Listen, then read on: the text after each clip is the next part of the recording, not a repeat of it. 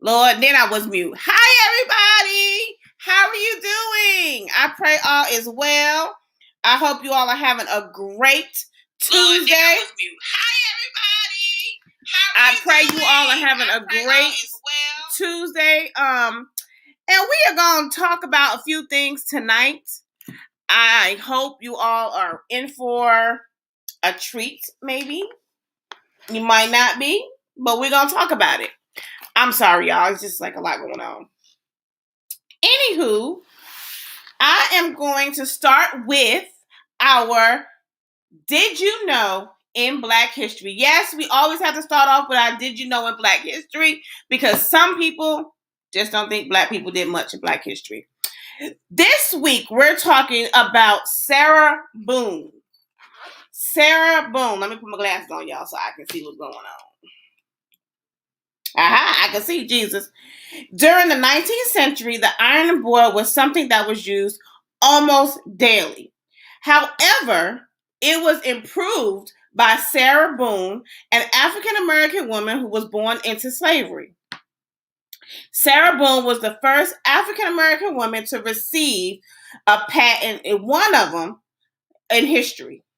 The original iron board was a flat wooden surface, but Boone's 1892 addition to the board featured a narrower and curved design, making it much easier to iron clothes on. So that, y'all, is our Did You Know in Black History. I am glad you all are here today. I am glad to see you all. Write in the comments and let me know where you're watching from.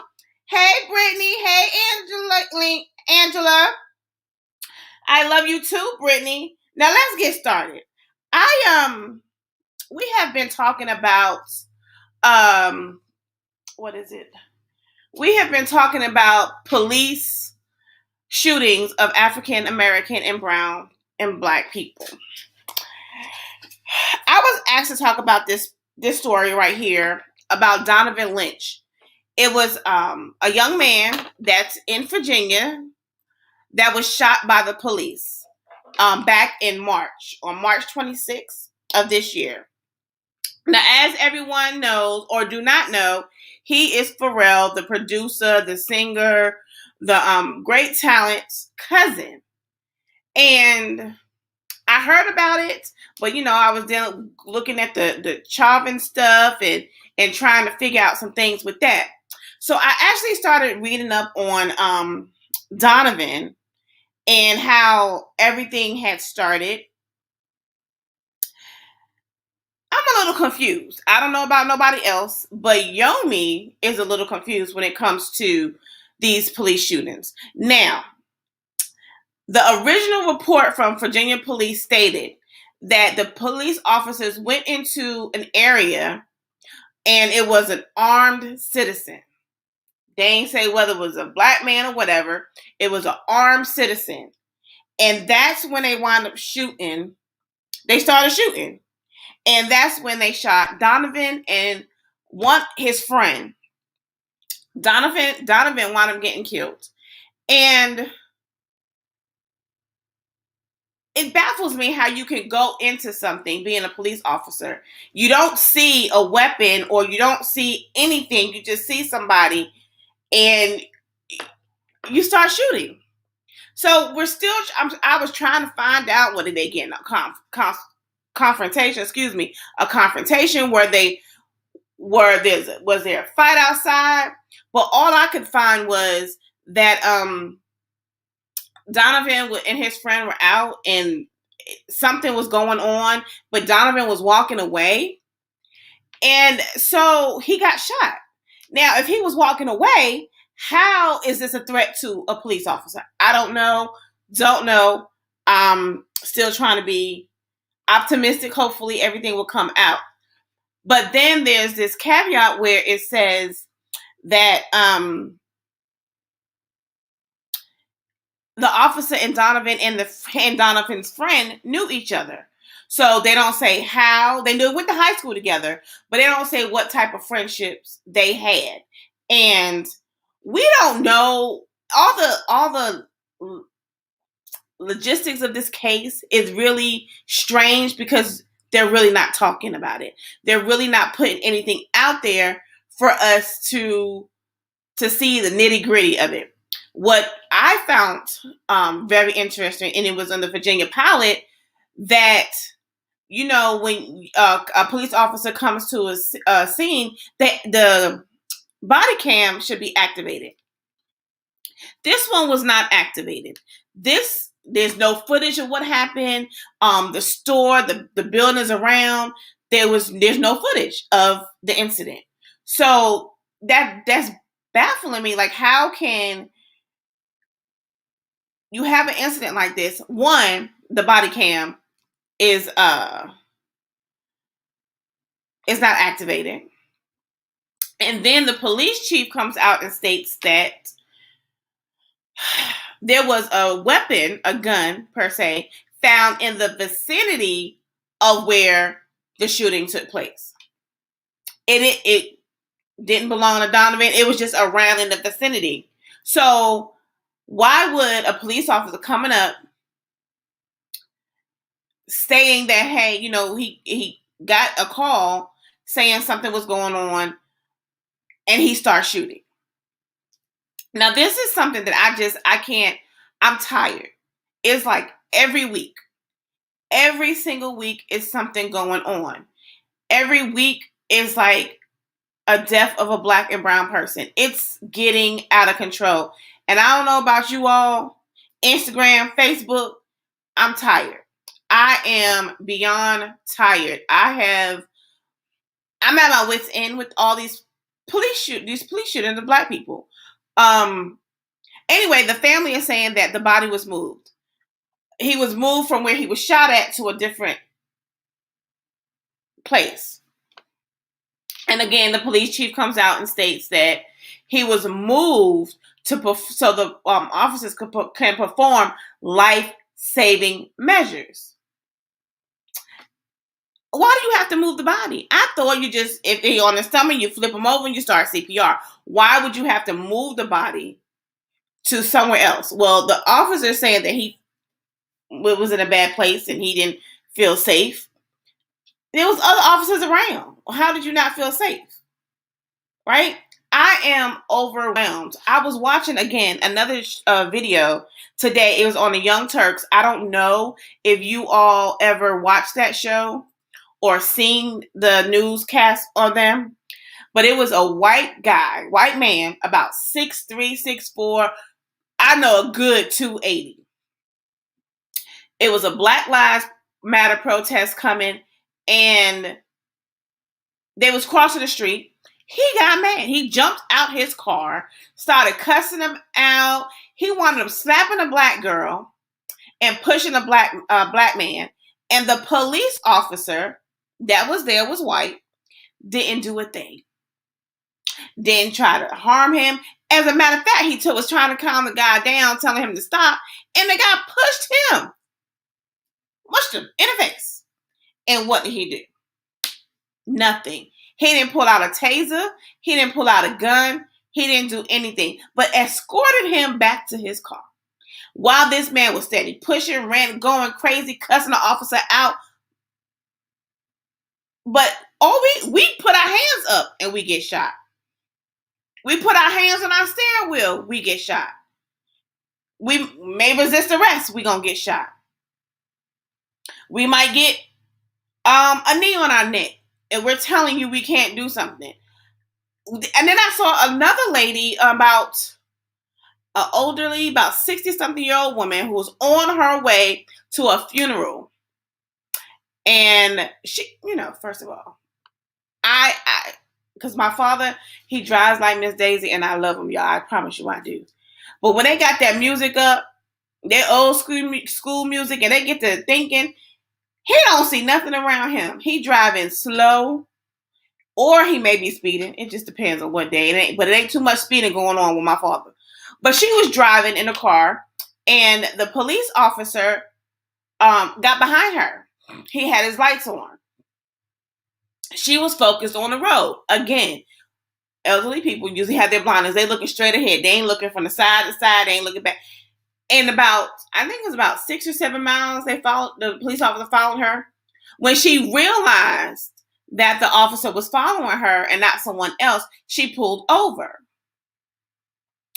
Do you know it was about 5 police officers that pulled this woman out her car by her hair and threw her, 65-year-old lady, pulled her out the car and put his knee in her back. She's crying. She didn't realize what was going on. And they put handcuffs on her. I'm like, what is it going to take for them to not see us as one animals, as one criminals, and think of us as people? We are people. This case, Donovan Lynch, is just, it's crazy to me. Because if the officer and Lynch and his friend knew each other, then what kind of dynamics was there going on? If that is the case. But his family and his lawyer said that is the case. Now, I don't know about you all, but I'm tired. I am. I say every week I'm talking about this. And every week it's starting to get, oh, it's another black shooting. It's another black this. It's another black that. When are we going to realize the power of the people is more powerful than the people in power? When are black and brown people going to unite and pull together peacefully and get some legislators passed, some people, the right people in office that's going to protect us, that's going to be there for us, that's going to show, this country that you cannot keep shooting us. We're human beings. We're not animals. We're not vultures. We're not that. And I don't get it, y'all. And I'm so over this. We had, oh my God, what is it? Dante Wright, the little boy, the 13-year-old got shot. I hit mine, just slipped my head. Dante Lynch, George Floyd, Breonna Taylor, Ahmaud Arbery. When are the police going to realize this? When are we going to realize we have an issue? Not just black people, but our Caucasian brothers and sisters, our Asian brothers and sisters. But I wanted to tell you something. It was something that really baffled me. Do you know that there's a bill called the Asian Protection Act? Asian COVID Protection Act, something like that, that protects Asian people from being harassed, mistreated by police, by people at the federal level. President Joe Biden, yes, he did, signed an executive order for that. Let's think about that. And they just don't get me wrong, Asian people started being discriminated against when they started talking about the coronavirus, which at the time, the 45th president kept saying it was a China virus. But, so he did an executive order to protect Asian people from being discriminated against. Not only that, he did an executive order for LGBTQ people recently. It's an act to help them from being discriminated against, from anybody, harassed, all that. But let me ask you this. What executive order has President Biden or any president done to help black people? I ain't got no answers. Nobody say nothing? Exactly. Because when they write these laws, it specifically say for Asian people, Chinese, Japanese, all them, right?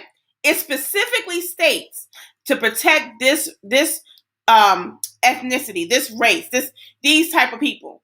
It also states in that one for the LGBTQ executive order law that was passed by President Biden, the executive order that he wrote, up, it specifically stated LGBTQ, that they are not supposed to be discriminated against and stuff. But there's nothing on the books that states anything for African American people or brown people.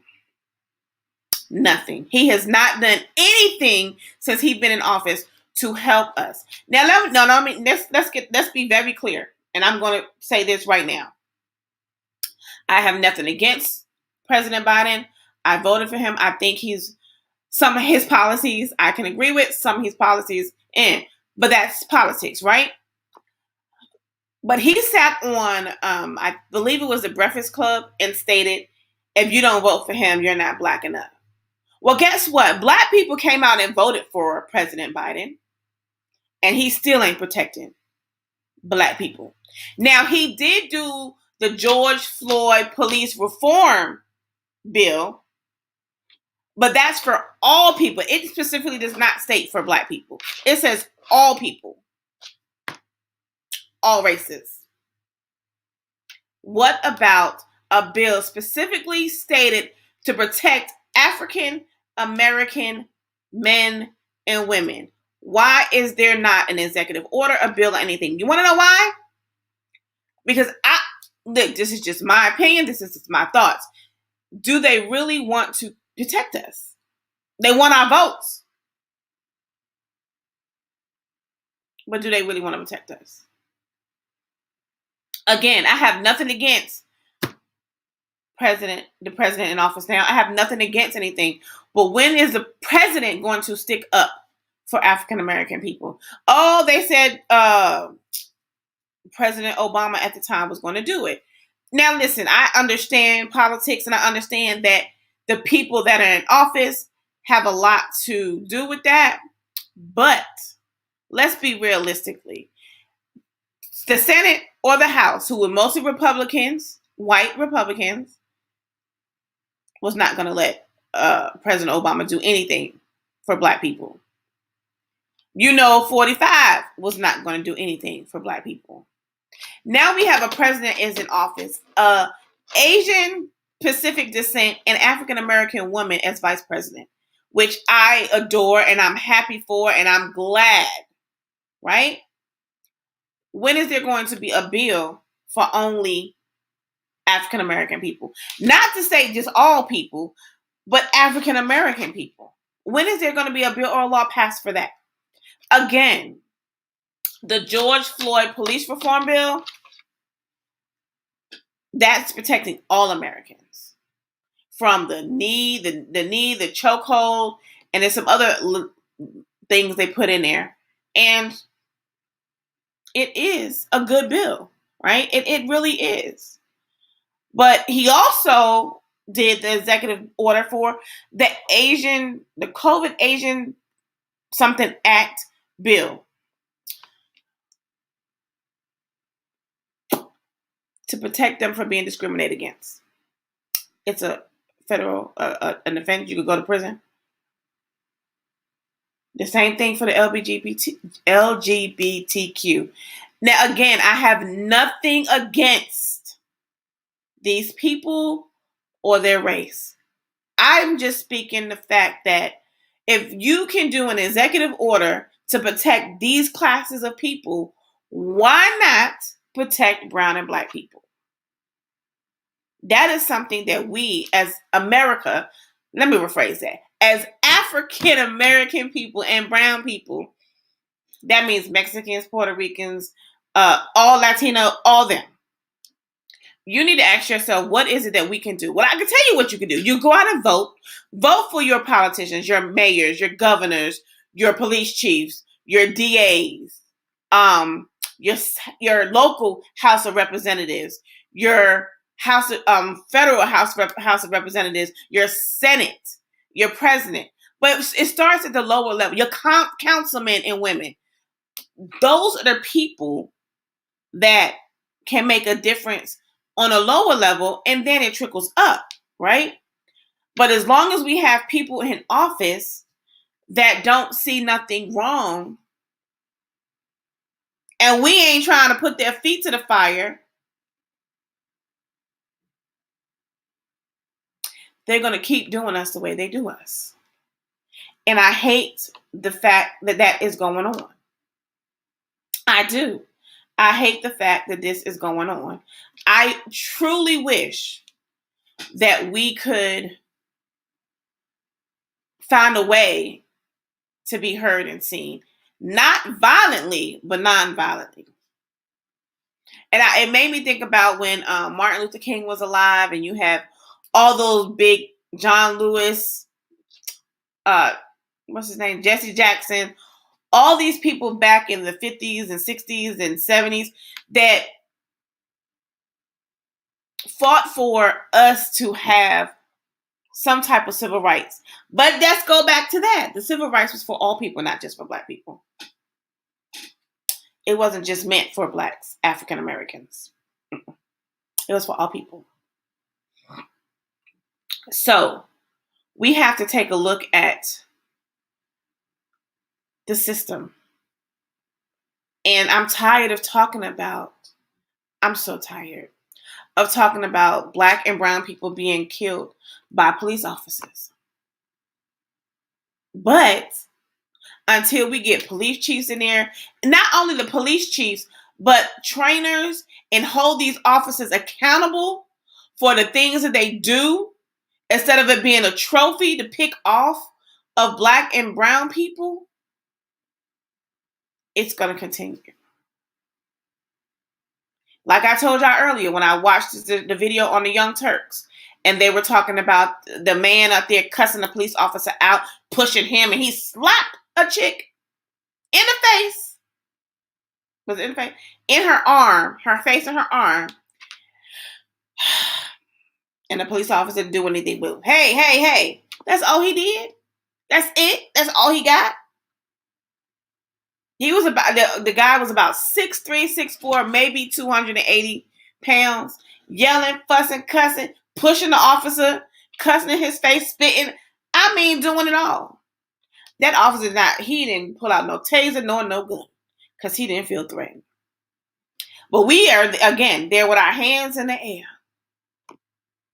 in our living rooms, in our cars with our girlfriends, playing in the park, being gunned down, leaving a grocery store, sleep in the bed with our man or woman.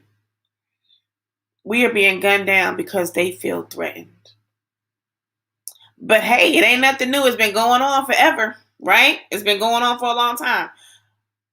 But when are we going to start doing things and putting things in place?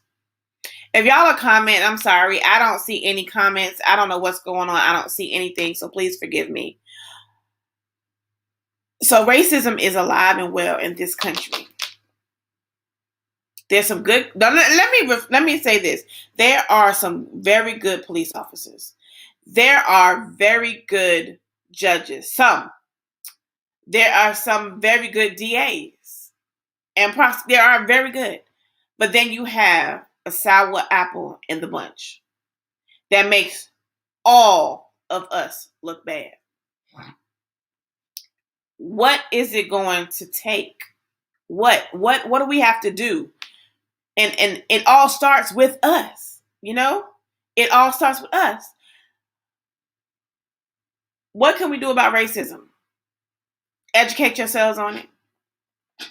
Mm-hmm. Educate yourselves on racism, on how, not only yourself, but if you have a friend or coworker and they really don't understand prejudice, or they don't understand what white privilege really is, don't get upset. Have that conversation with them. Break it down, because some people just don't know. They just do not know. And I'm going to tell you what racism is. Racism is a belief that groups of, hold on, let me put my glass on, y'all. I really cannot see my ass. There we go. Racism is a belief that groups of humans possess different behavioral traits corresponding to physical appearance and can be divided based on superiority or race over another. they think that we are inferior, y'all. And we're not going to stand up for ourselves. You can write a book all day long about how racism is in the world.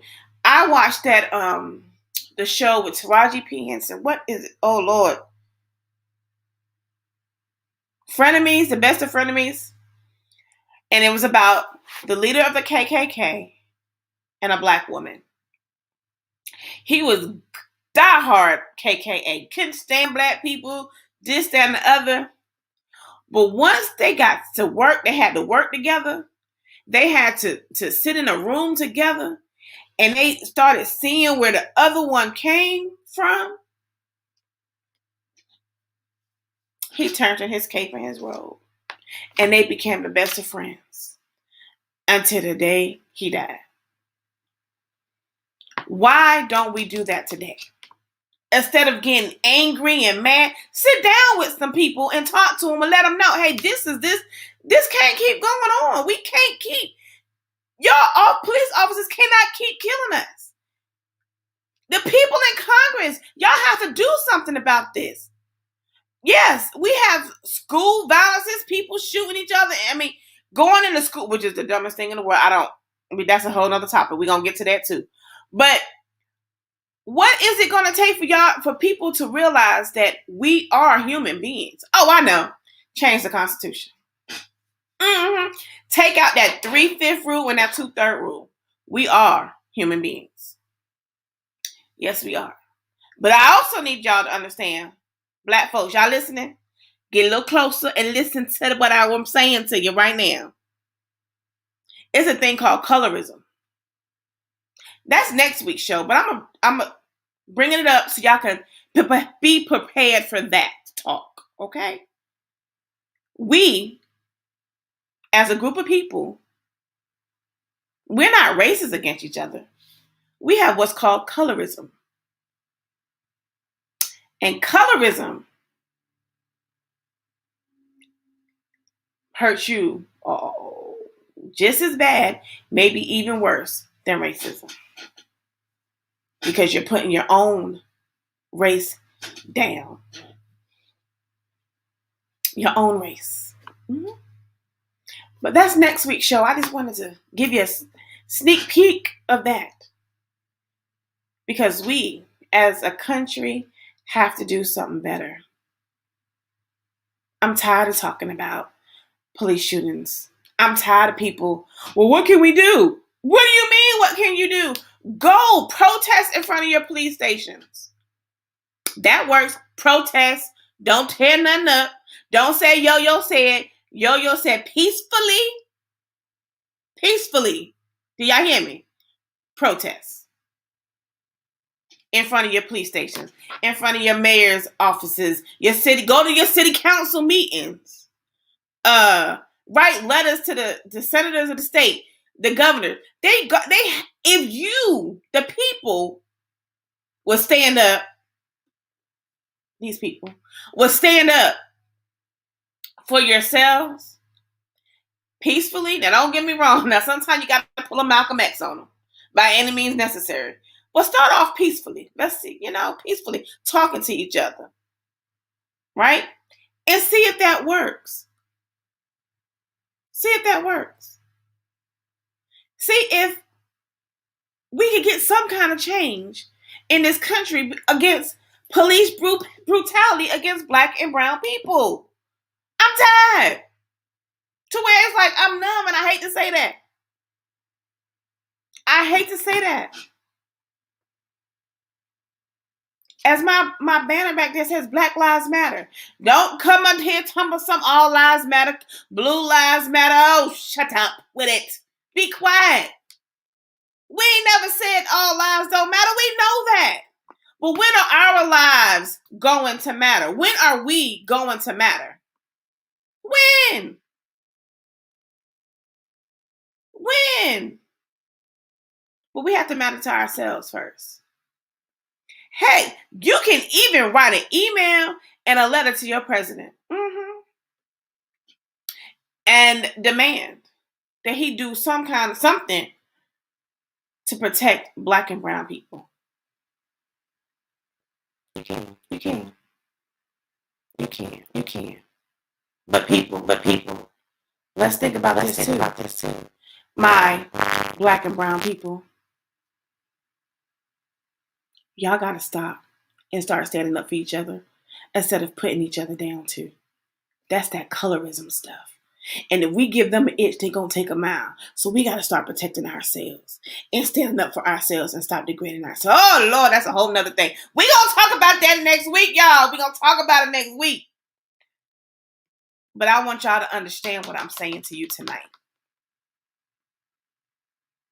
This police brutality of Black and brown people has to stop. We have to do better. We have to want better. And we got to stand up. We have to stand up for each other. Not just sit in a room with each other and talk about it. What you doing? Somebody might ask, well, what are you doing? Well, let me tell you. I became a part of, I go to my city council meetings. I'm a part of the safety committee and the Parks and Recreation Committee. I did that because I wanted to be seen and heard. Prayerfully next year, I can go and run for city council. Because that's where the change comes. It may not be for everybody, but what you can do, do y'all hear me? Is go vote. Virginia, I don't know what's going on with y'all. Y'all shooting people just like Missouri, Minnesota, they whatever. Go and protest and talk to your police chiefs. I don't know about any other state, but I know Texas has the police chief here. 2 of them have an open door policy that you can go talk to. Find out. Talk to them. Tell them your concerns. Again, write your mayors, go to your city council meetings, your governors, your senators, your local House of Representatives, and your federal House of Representatives. And let's put pressure onto President Biden. He did an executive order for Asian Americans, LGBTQ. What about Black and brown people? What about that, y'all? We have to think about that. And we also got to think about how are we going to protect ourselves. Well, y'all, that's a question I'm going to have to talk about next week. Was this colorism within the Black community? I want you all to think about that and figure out how we can better ourselves so this can't keep happening. I appreciate each and every one of you tonight. What about us? Oh, now the messages. What about us, Brittany? We have to think about us. But again, I'm going to just throw this other little nugget out here. They don't care about us because we don't care about us. But they still don't need to be shooting us in the street like dogs. Do you understand? So it's time for us. The power of the people is more powerful than the people in power. I want y'all to remember that. Put that in the comments if you can. The power of the people is more powerful than the people in power. Until you get that engraved in your head, we're not going to get anything accomplished. So again, I thank you all for being here tonight. I appreciate you, the ones that came on, the ones that's going to listen on rebroadcast. I love you all. I appreciate you and thank you. This is Yo-Yo. Good night.